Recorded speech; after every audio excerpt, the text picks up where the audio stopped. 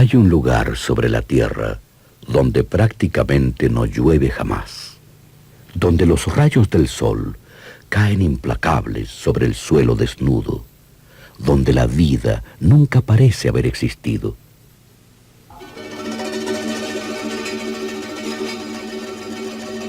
Sin embargo, este lugar, el más seco del planeta, también esconde los más fascinantes secretos de la naturaleza.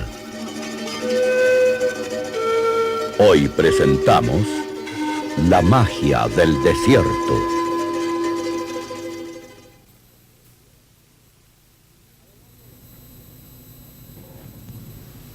A lo largo del margen occidental de América del Sur y cubriendo una buena parte de los territorios de Chile y Perú, se extiende el desierto más árido del mundo. Más de 3.000 kilómetros de suelos inertes, encerrados entre la cordillera de los Andes y las aguas del Océano Pacífico, dan forma al desierto de Atacama. Allí, la falta de lluvias es casi absoluta, registrándose precipitaciones ocasionales cada 10 o más años, las que no sobrepasan unos pocos milímetros. Esta aridez del clima es causada conjuntamente por la fría corriente de Humboldt, que corre paralela a la costa sudamericana, y los vientos constantes que soplan desde el mar hacia la tierra.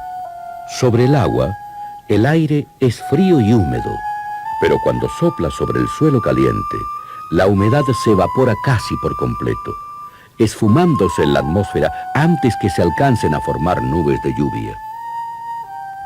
A lo anterior debemos agregar la barrera natural que constituye la cordillera de los Andes, la que por su elevación no deja pasar hacia el oeste los vientos cargados de humedad provenientes del trópico.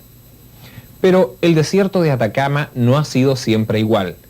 Hace más de 100 millones de años, gran parte de su actual superficie estaba bajo el mar, y sobre ella vivían cientos de especies marinas, desde peces hasta moluscos.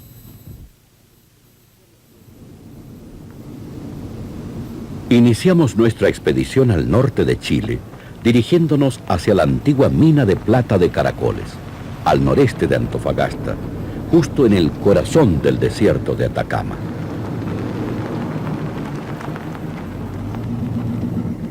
Llegamos hasta aquí en busca de fósiles que nos permitiesen demostrar el pasado marino de estas tierras, ubicadas a más de 2.600 metros sobre el nivel del mar. Muchas de las piedras esparcidas por las laderas tenían impresa la forma de una concha enrollada como caracol, la que albergaba un animal similar a un calamar, capaz de nadar en las profundidades oceánicas. Eran los amonites. Las conchas de los animales muertos fueron cubiertas por miles de toneladas de lodo, permaneciendo así durante millones de años hasta petrificarse, dando origen a los fósiles. Curiosamente, los amonites, que deben haber sido muy numerosos a juzgar por la gran cantidad de fósiles que dejaron, desaparecieron completamente del planeta hace unos 70 millones de años. Además de las conchas fosilizadas, también se puede encontrar rocas con impresiones de peces, incluso con detalles de sus escamas y la espina dorsal.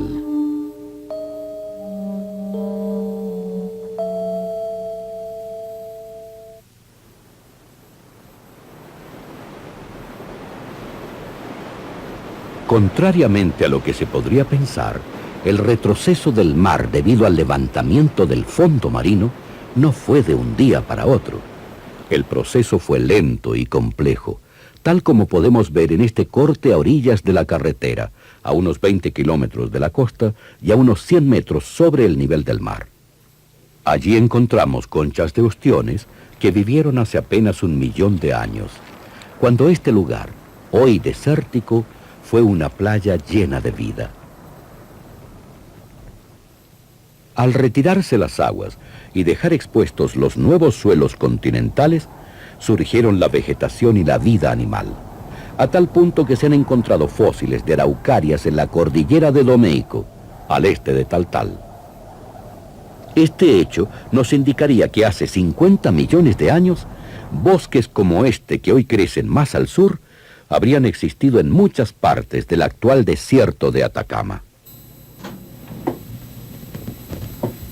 En el largo periodo que transcurrió desde ese entonces hasta nuestros días, ocurrieron grandes cambios en toda la zona, tales como la formación de la cordillera de los Andes, con el levantamiento de grandes montañas y volcanes, además de importantes variaciones en el clima, el que se fue volviendo cada vez más árido.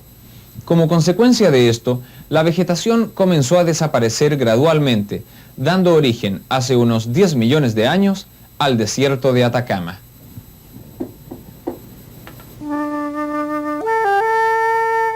En este lugar, como en muchos otros de este desierto, no ha llovido tal vez durante siglos.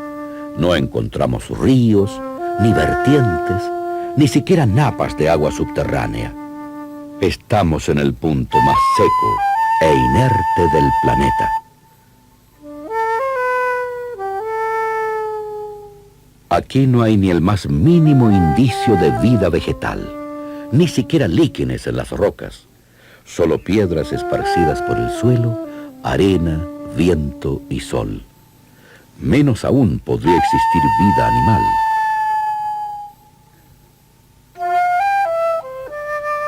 Sin embargo, a pesar de la lógica, nos sorprendemos al encontrar un pequeñísimo insecto que deambula entre la arena. Examinando detenidamente las rocas y el suelo, en busca de una explicación razonable a su existencia, llegamos a la conclusión que se alimenta de minúsculas partículas de materia orgánica o detritus, las que son acarreadas por el viento desde la costa marina, donde sí existe vegetación y vida animal. Si un pequeño insecto había logrado sorprendernos viviendo prácticamente de la nada, ¿cuál no sería nuestro asombro al descubrir esa misma noche un zorro en los alrededores? ¿De qué podría vivir un carnívoro como este en un lugar donde habíamos visto que ni siquiera crecían las más pequeñas plantas? La respuesta a este enigma natural está en los desechos que dejan los viajeros que recorren la carretera panamericana, de los cuales el zorro se alimenta.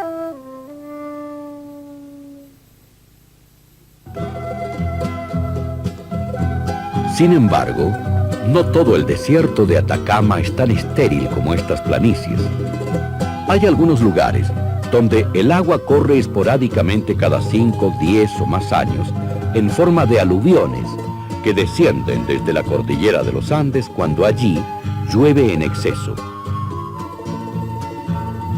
Entonces ocurre algo extraordinario. Millares de semillas que permanecieron inertes durante años germinan estimuladas por el agua, creciendo una gran variedad de pequeñas plantas y arbustos. Pasado el aluvión, la humedad de la tierra dura poco, y una vez que se seca, la mayoría de las plantas muere.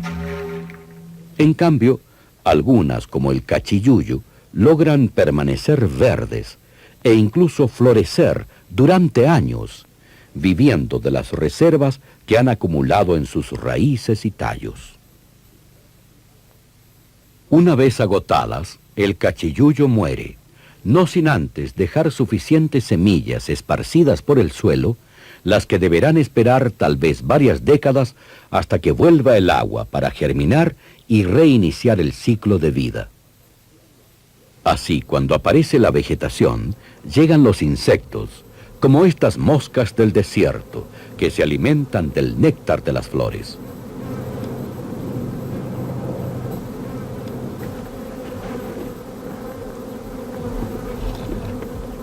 Donde hay insectos, deben existir depredadores que se encargan de mantener el equilibrio natural, y la salamanqueja es uno de ellos.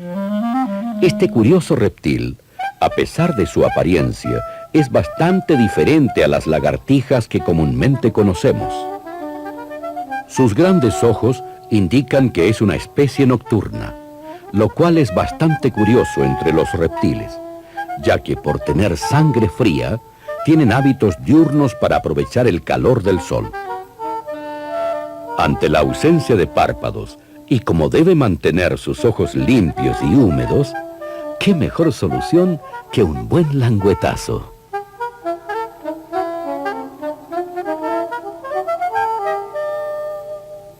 La salamanqueja puede cambiar de color con facilidad, de acuerdo al terreno en que se mueve, para así mimetizarse y no ser presa de aves o zorros.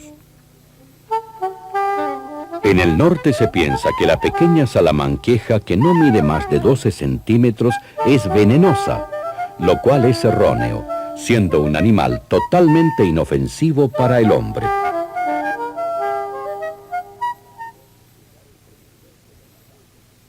En diversos lugares del desierto de Atacama se pueden encontrar napas de aguas subterráneas, aunque generalmente a varios metros de profundidad. Tal es el caso de la pampa del Tamarugal, donde crecen árboles como el tamarugo y el algarrobo. Gracias a sus largas raíces, estos árboles pueden extraer el agua necesaria para sobrevivir, alcanzando a veces grandes dimensiones como este tamarugo, de unos 20 metros de alto y alrededor de 700 años de edad.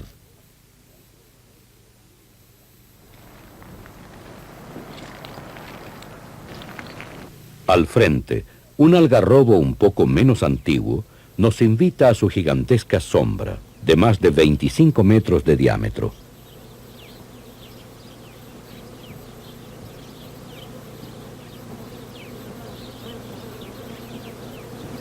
Muy cerca de estos árboles nos encontramos con una fantástica colonia de abejas que viven apegadas al suelo. Sus hábitos son completamente diferentes a las abejas domésticas que producen miel. No forman panales como sus parientes, como tampoco tienen una sola reina productora de huevos. En cambio, están muy bien adaptadas para vivir en terrenos desérticos, especialmente durante el período de reproducción que coincide con la floración de los tamarugos y algarrobos. En estos momentos están naciendo una gran cantidad de abejas que salen desde pequeños orificios en el suelo. Mientras tanto, millares de machos sobrevuelan rasantes a la espera del nacimiento de una hembra.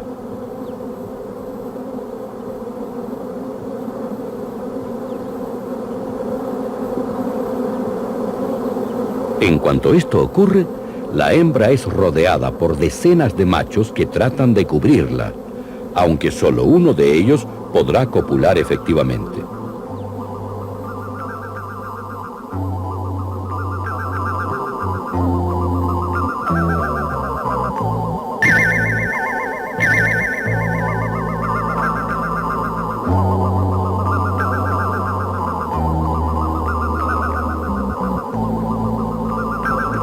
Una vez que la hembra es liberada y sus huevos fecundados, comienza a cavar un orificio donde construirá un pequeño nido o celda.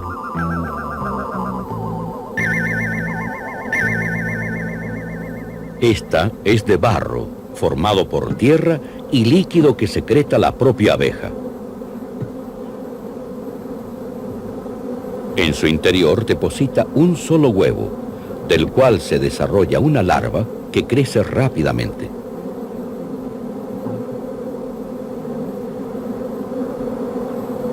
Al cabo de 7 días, durante los cuales debe ser alimentada por la madre, se transforma en pupa, debiendo esperar algunas semanas hasta convertirse en un adulto listo para salir a la superficie y reiniciar el ciclo de reproducción. Este proceso se repite unas 3 veces cada primavera, asegurando así la población de abejas de los estragos que le causa su principal predador, el lagarto de Tarapacá.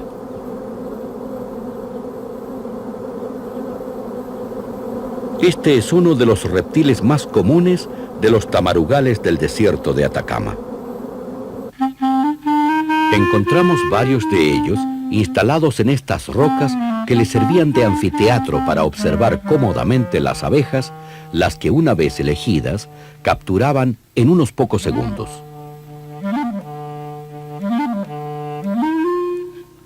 A no más de un centenar de kilómetros de aquí, donde el desierto se encuentra con el mar, una especie de iguana muy similar al lagarto de Tarapacá se alimenta de algas y desechos orgánicos arrojados por el mar.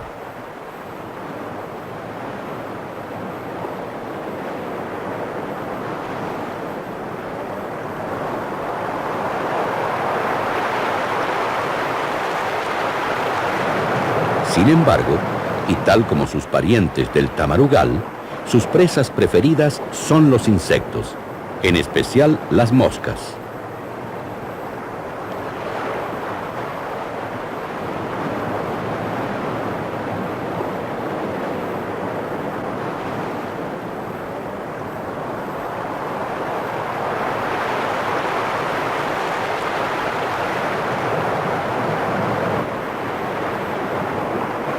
Como se trata de un animal incapaz de calentar su propia sangre, la iguana debe pasar largas horas asoleándose con el fin de tener la energía necesaria para capturar sus presas con agilidad.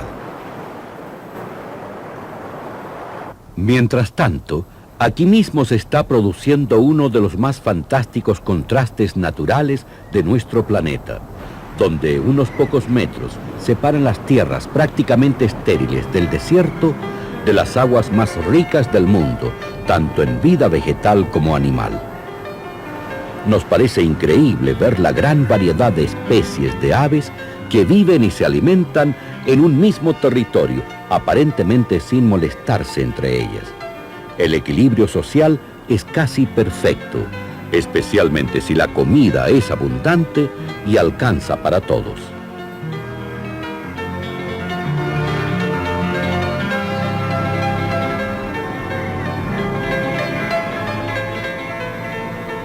Los cormoranes o guanayes se zambullen para capturar peces a bastante profundidad.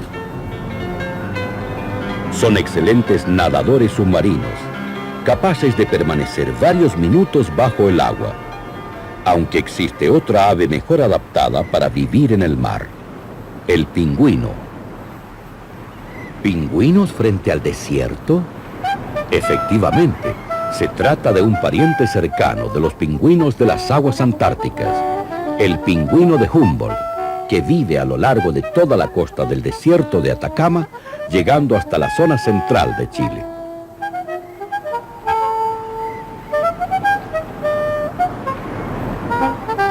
Mientras estas simpáticas aves juguetean en el agua, el pelícano, con sus casi 2 metros de envergadura alar, observa los peces desde la altura. Constantemente deben arreglar su plumaje, ordenando y peinando las plumas que se hayan dañado en las zambullidas. El proceso se complementa con un buen baño de mar, que se encarga de eliminar los insectos parásitos.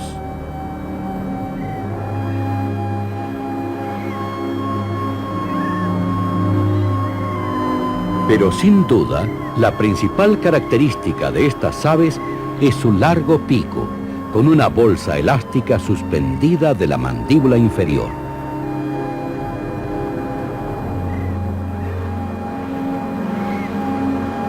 Curiosamente, esta es la única especie de pelícano, de las varias que se conocen alrededor del mundo, que se clava en el mar para obtener su alimento.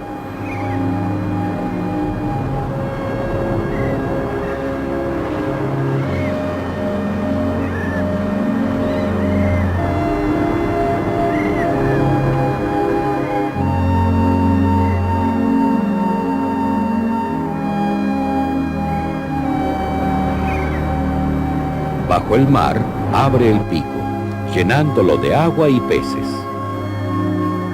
Al salir, la bolsa se contrae a su tamaño original, botando el agua por la juntura del pico, sin permitir que se le escapen los peces, los que se traga enteros. Las gaviotas garumas siguen atentamente los movimientos de los pelícanos para intentar robarle algunos peces desde la bolsa. Pero quien acapara todas las miradas es este extraordinario clavadista y acróbata del aire, el piquero.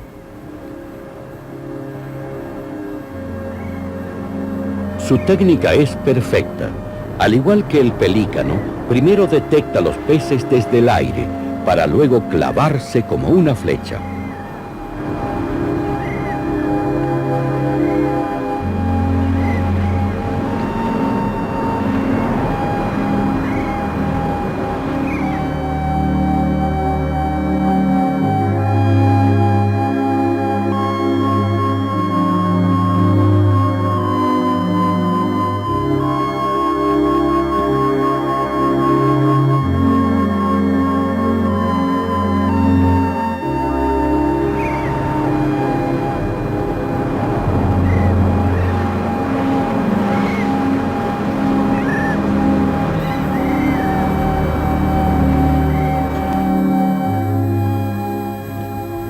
Una de las razones de por qué el mar a orillas del desierto más seco del mundo sea un verdadero caldo de vida, quizás esté en el mismo desierto, que ha mantenido alejado de sus costas al principal predador de la creación, el hombre moderno.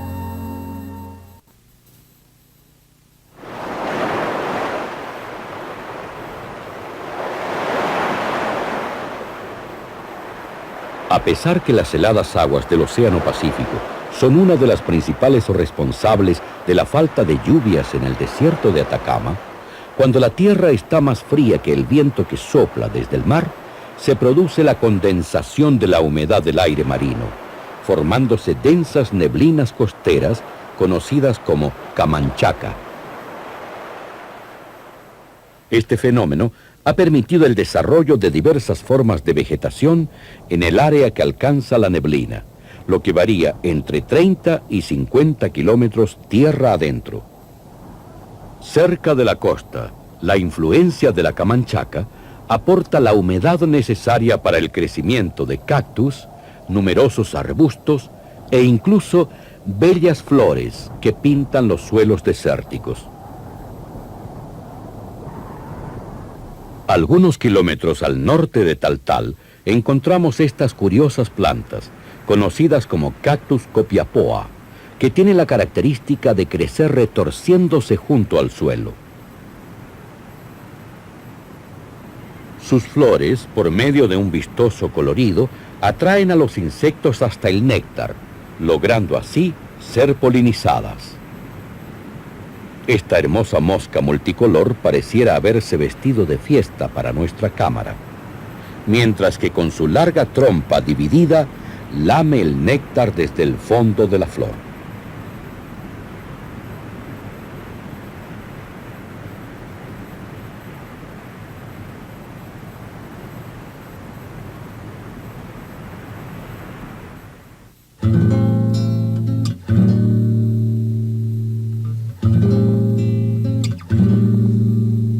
La presencia de vegetación en el desierto, aunque sea escasa, implica la existencia de animales que pueden vivir directa o indirectamente relacionados a ella. El guanaco, un pariente de los camellos del Sahara, es el más grande y espectacular de los animales desérticos que se conocen en Chile. La adaptación a la sequía de estos mamíferos vegetarianos es extraordinaria, siendo capaces de sobrevivir varios días sin beber una sola gota de agua. En cambio, esta la pueden obtener comiendo plantas verdes como pequeños cactus que poseen un alto contenido de líquido en su tallo.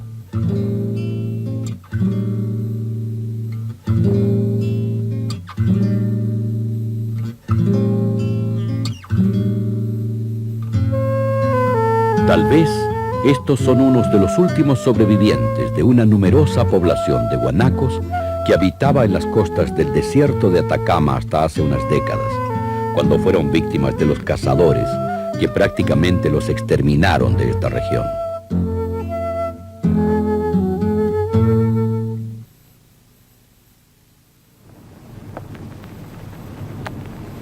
A medida que nos alejamos del mar, internándonos hacia las estériles tierras desérticas, los efectos de la camanchaca disminuyen casi completamente, siendo el clavel del aire la última planta en aprovechar sus beneficios. De lejos parecen manchones grises ubicados sobre las laderas orientadas hacia el mar, de modo que la planta enfrente el viento húmedo que viene desde la costa. Así, en vez de nutrirse por medio de sus raíces, lo hace directamente del aire, empleando tallos y hojas. Los pelillos grises que la cubren actúan como un filtro que reduce la intensidad de los rayos del sol sobre la planta, evitando así que se deshidrate.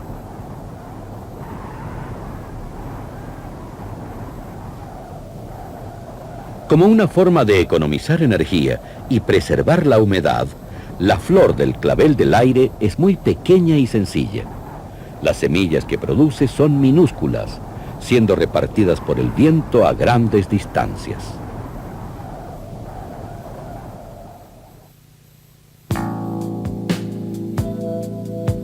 El desierto era como una verdadera caja de sorpresas, ya que a cada instante nos encontrábamos con algo nuevo.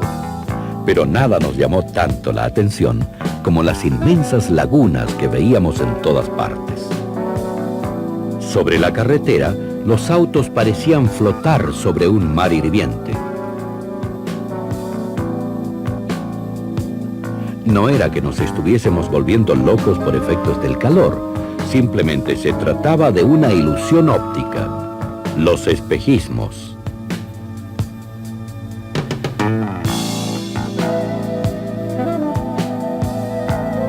Este fenómeno se produce por la reflexión de la luz del horizonte sobre una capa de aire caliente cercana al suelo. El agua que el ojo humano cree ver en la Tierra no es más que la imagen del cielo azul reflejada en un gran espejo etéreo.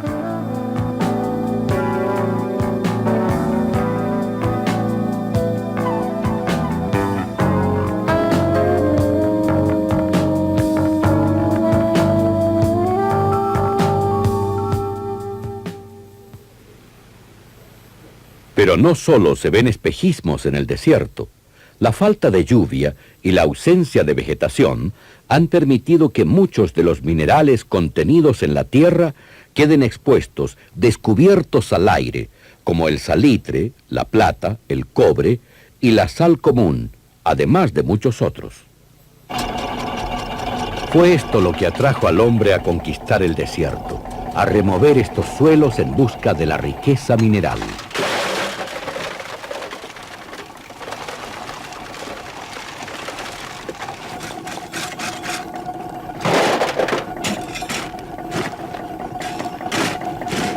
Mineros como estos, que perforan el desierto con las manos, fueron los que no hace más de un siglo descubrieron el inmenso potencial económico de la minería, haciendo que el nombre de Chile y de Atacama se esparciese por todo el mundo.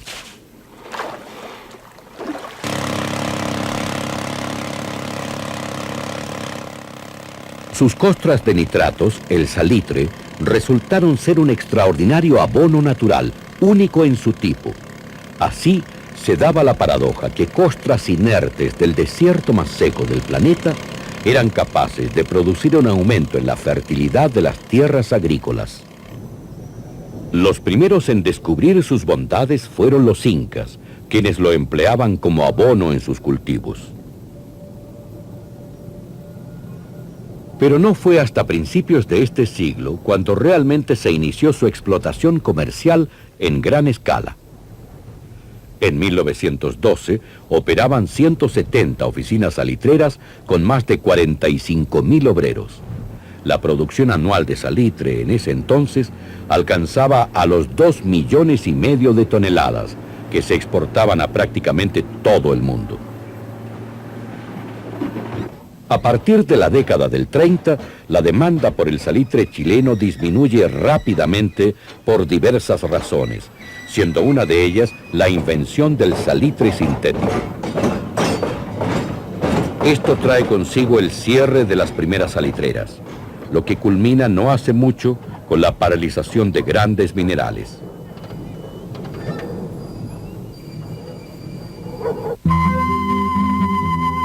Hoy día, las principales oficinas salitreras en operación son Pedro de Valdivia y María Elena, al noreste de Antofagasta, las que en conjunto producen suficiente salitre, además de yodo, como para satisfacer la demanda nacional y exportarlo a más de 30 países.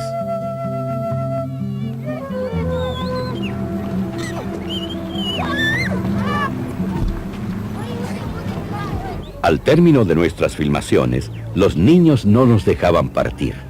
Ellos querían que los filmáramos para que los niños de otras partes de Chile supieran lo que es vivir en el desierto, del cual son parte, y que aman tanto como los niños del sur aman los bosques y los ríos.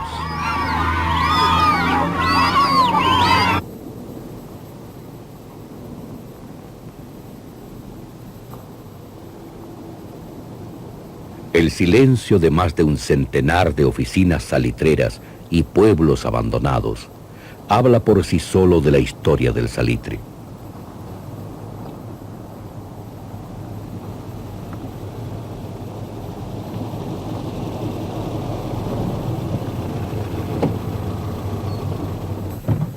Creo que yo me bajé primero y le dije algo. Este debe ser el teatro.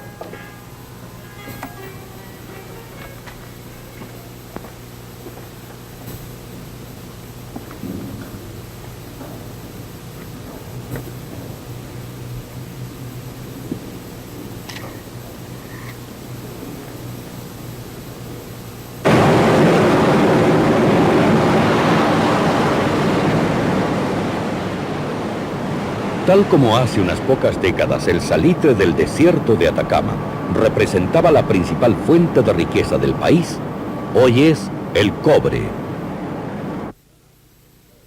Vecino a la ciudad de Calama, el yacimiento cuprífero de Chuquicamata ya era conocido y explotado hace varios siglos por los habitantes de la zona, quienes obtenían cobre para la elaboración de utensilios domésticos y armas. Pero no fue sino hasta fines del siglo pasado que Chuquicamata iba a comenzar a adquirir la importancia que hoy tiene.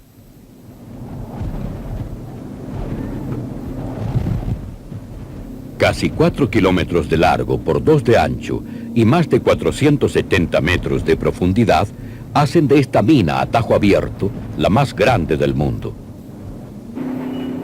Diariamente se remueve el suelo desértico extrayendo alrededor de 300.000 toneladas métricas de tierra y roca, de las cuales unas 120.000 contienen mineral de cobre, aunque en baja proporción.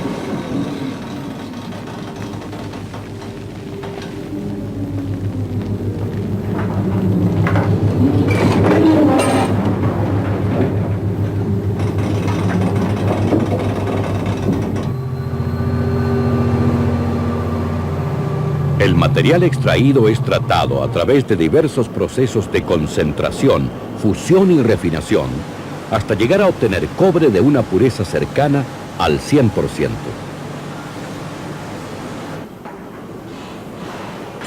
Gran parte de este es exportado a casi todo el mundo, empleándosele para producir desde un simple cable eléctrico hasta complejos aparatos para la conquista espacial.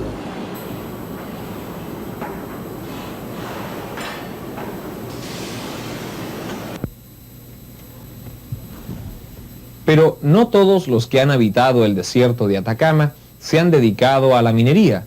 Aunque parezca curioso, también se ha desarrollado la agricultura, incluso la ganadería, aprovechando todos aquellos lugares donde había agua, aunque ésta fuese poca.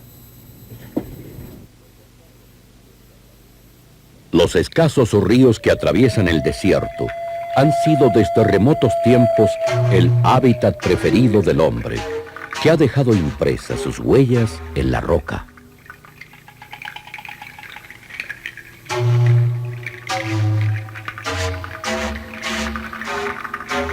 El río Loa, por su gran longitud, es el más importante de todos, a pesar del escaso caudal de sus aguas semisalobres. Este fértil valle ha proporcionado el agua y las tierras necesarias para el desarrollo de la vida, tanto del hombre como de sus animales, entre los cuales la llama siempre ocupó un lugar primordial.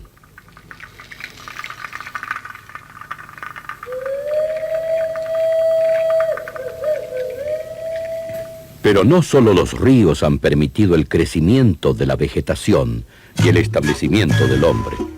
En algunos lugares, aguas semisalobres corren bajo el árido suelo desértico, en forma de napas subterráneas, lo que permitió al hombre primitivo cultivar maíz, tomates y legumbres.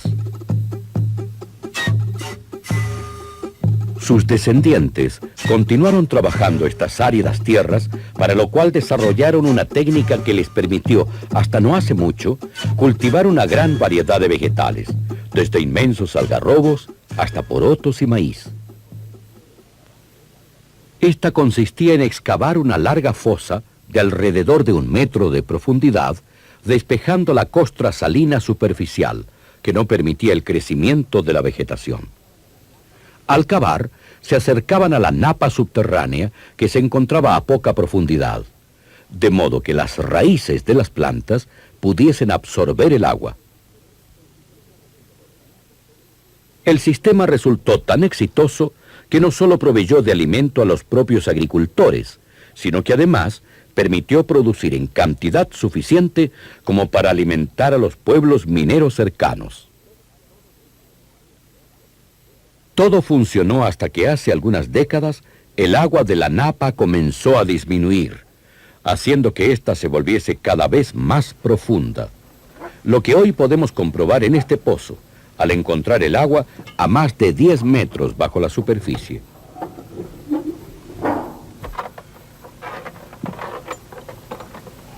La causa de esta disminución es una incógnita que aún no se ha resuelto. Quizás fue el hombre el responsable al extraerla en grandes cantidades, o simplemente se trató de un fenómeno natural. En todo caso, los agricultores abandonaron el lugar, dejando sus casas y las fosas como una evidencia más de la dura lucha del hombre por la supervivencia en el desierto.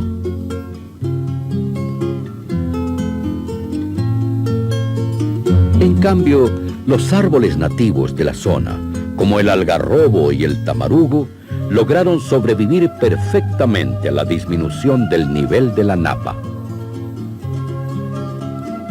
Esta notable capacidad para absorber aguas semisalobres desde la profundidad de la tierra fue aprovechada hace algunas décadas al plantarse miles de hectáreas de estos árboles en la pampa del Tamarugal. Uno de los objetivos de estas plantaciones fue el buscar una forma de aprovechamiento de los frutos del tamarugo, cuyo contenido nutritivo es capaz de alimentar a cierto tipo de ganado ovino.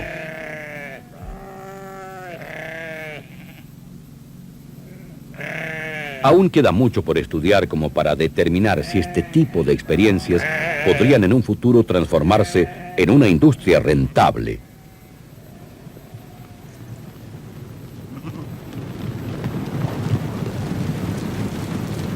Mientras tanto, los viajeros que cruzan estas plantaciones por la carretera panamericana siguen disfrutando de su refrescante belleza.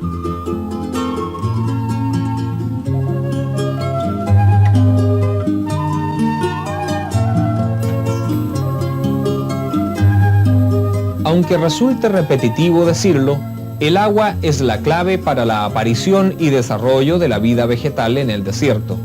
Donde ésta surge, hay vegetación, y la mejor prueba de esto son los oasis.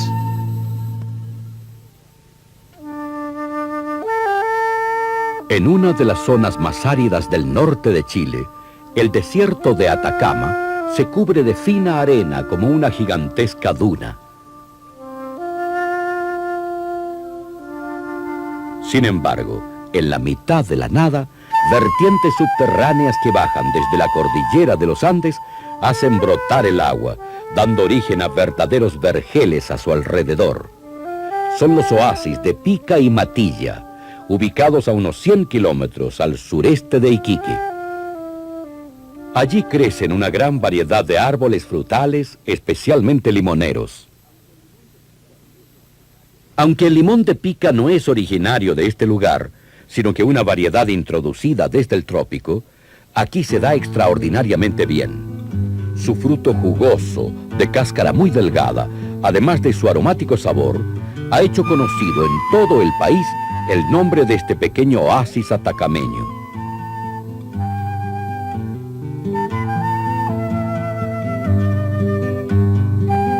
Volvemos nuevamente al desierto. Esta vez íbamos en busca de una estación agrícola experimental que se encuentra cerca de Pica y que ha dado origen al más impresionante oasis artificial.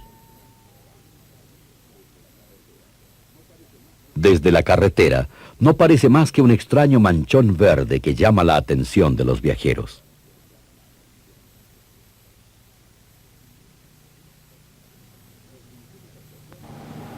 Nos dirigimos hacia allá para conocer de cerca este verdadero milagro vegetal en medio de la arena.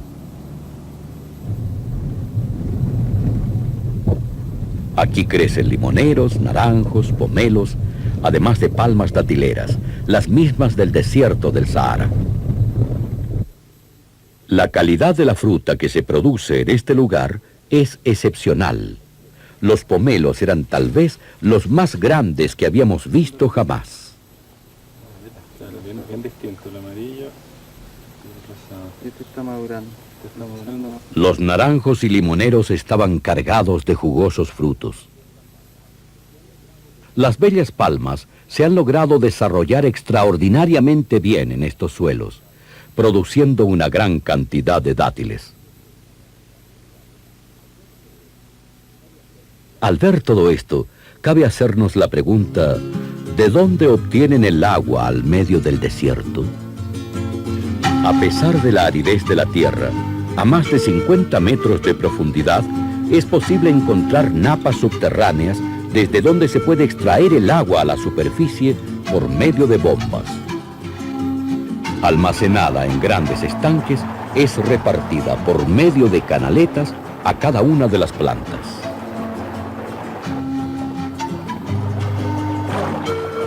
Los resultados de los estudios realizados en esta estación experimental son alentadores para el futuro del desierto de Atacama. Sin embargo, la gran incógnita aún no tiene respuesta. ¿De dónde obtener una cantidad de agua suficiente y a la vez económica como para tener cientos o tal vez miles de estos huertos? Tierra inerte, inhóspita, vacía, sin vida, son algunos de los significados asociados a la palabra desierto. Más aún, cuando se trata del lugar más seco del planeta. Sin embargo, en esta expedición, pudimos comprobar que el desierto de Atacama dista mucho de las descripciones anteriores, siendo una verdadera caja de sorpresas de la cual sabemos muy poco comparado con todo lo que queda por descubrir.